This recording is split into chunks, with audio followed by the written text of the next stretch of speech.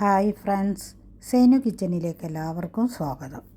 ഇന്ന് 3 ഇൻഗ്രീഡിയൻസ് മാത്രം വെച്ച് കൊണ്ടുണ്ടാക്കിയ ഒരു മുട്ടപ്പോളയുടെ റെസിപ്പിയാണ്. അപ്പോൾ ഈ റെസിപ്പി ഒന്ന് കണ്ടു നോക്കാം.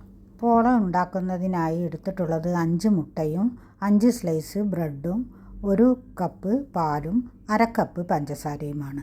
ഈ ബ്രെഡ് ഒന്ന് കൈവച്ച് ഒന്ന് മുറിച്ച് ഒരു ബൗളിലേക്ക് ഇട്ട് കൊടുക്കുക. അതിനുശേഷം അതിലേക്ക് 1 കപ്പ് പാല്, 1/2 കപ്പ് പഞ്ചസാര ഇവ ചേർത്ത് നല്ലതുപോലെ ഒന്ന് മിക്സ് ചെയ്ത് മാറ്റി വെക്കാം.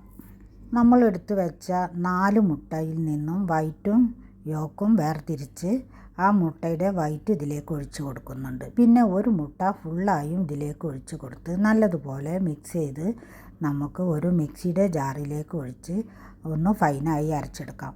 ഈ സമയത്ത് ഈ മുട്ടയുടെ യോക്ക് ഇവിടെ മാറ്റി വെക്കാം. എപ്പോഴും പറയുന്നത് തന്നെയാണ്, എന്നാലും ഞാൻ ഒരിക്കൽ കൂടി ഓർമ്മിക്കുകയാണ്. കാരണം ഈ വീഡിയോ കണ്ട് ഇഷ്ടമാവുകയാണെങ്കിൽ ആരും ലൈക്ക് ചെയ്യാൻ മറന്നു പോകരുത്.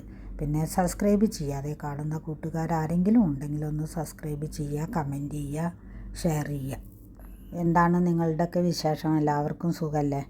അൽഹംദുലില്ലാ, അവിടെ എല്ലാവർക്കും സുഖമാണ്. നാട്ടിൽ കുട്ടികൾക്കൊക്കെ എക്സാം ആയിരിക്കുമല്ലോ ഇപ്പോൾ അല്ലേ. മിക്സിയുടെ ജാറിലേക്ക് ഒഴിച്ച് കൊടുത്തതിന് ശേഷം 1 സ്പൂൺ വാനില എസൻസും കൂടി ഒഴിച്ച് കൊടുക്കുന്നുണ്ട്. കാരണം അല്ലെങ്കിൽ മുട്ടയുടെ സ്മെല്ല് നല്ലോണം ഉണ്ടാവുമല്ലോ. ഇനി ഇതില്ല എന്നുണ്ടെങ്കിൽ നമുക്ക് ഏലക്കായ പൊടി ചേർത്ത് കൊടുത്താലും മതി.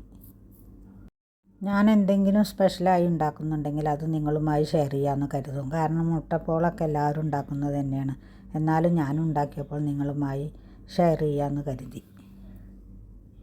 നമ്മൾ അരച്ചെടുത്ത ഈ കൂട്ട് ഏത് പാത്രത്തിലാണോ ആവി കയറ്റിയെടുക്കുന്നത് അതേ പാത്രത്തിലേക്ക് തന്നെ ഒഴിച്ചു കൊടുക്കുക. ഈ സമയത്ത് ഇതിൻ്റെ പാത്രത്തിൽ കുറച്ച് നെയ്യോ അല്ലെങ്കിൽ വെളിച്ചെണ്ണയോ ഓയിലോ എന്തെങ്കിലും ഒന്ന് സ്പ്രെഡ് ചെയ്ത് കൊടുക്കുന്നത് നല്ലതാണ്. ഞാനൊരു സ്പൂണ് നെയ്യാണ് ഒന്ന് സ്പ്രെഡ് ചെയ്ത് കൊടുത്തിട്ടുള്ളത്. ഇനി നമുക്ക് ആവി കയറ്റാനുള്ള പാത്രത്തിലേക്ക് വെച്ച് കൊടുക്കാം. പിന്നെ ഞാനിവിടെ ഒരു പഴയ നമ്മളെ കടായി ഉണ്ടല്ലോ, ആ കടായിൽ ഇഡ്ഡലിയുടെ തട്ട് കമഴ്ത്തി വെച്ച് അതിൻ്റെ മുകളിലാണ് വെച്ച് കൊടുക്കുന്നത്. ഇനി ഒരു 15 മിനിറ്റൊക്കെ വെച്ചാൽ തന്നെ ഇത് റെഡിയായി കിട്ടും. ഇത് കുക്കാവുന്ന സമയം കൊണ്ട് നമ്മൾ മാറ്റി വെച്ച മുട്ടയുടെ യോക്ക് ഉണ്ടല്ലോ, അത് നല്ലതുപോലെ ഒന്ന് സ്പൂൺ വെച്ച് കലക്കിയെടുത്തതിന് ശേഷം ഇതിൻ്റെ മുകളിലായി ഒഴിച്ച് കൊടുക്കാം. കാരണം അത്യാവശ്യം ഒന്ന് വെന്ത് കിട്ടണം, അല്ലെങ്കിൽ നമ്മൾ ഒഴിച്ച് കൊടുക്കുമ്പോൾ അത് താഴേക്ക് ഇറങ്ങിപ്പോവും. ഇങ്ങനെ ആകുമ്പോൾ നമുക്ക് ലെയറായി കിട്ടുകയുള്ളൂ.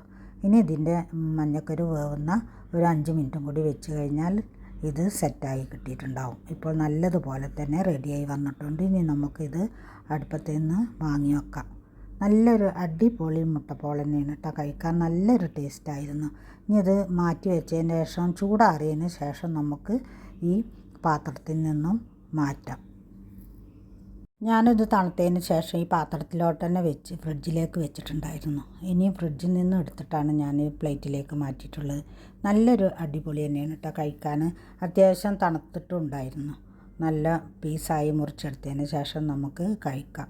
നമ്മൾ ഫുഡൊക്കെ കഴിച്ചതിന് ശേഷം ഒരു കഷ്ണം കഴിക്കുമ്പോൾ അത് അടിപൊളി ടേസ്റ്റ് തന്നെയാണ്.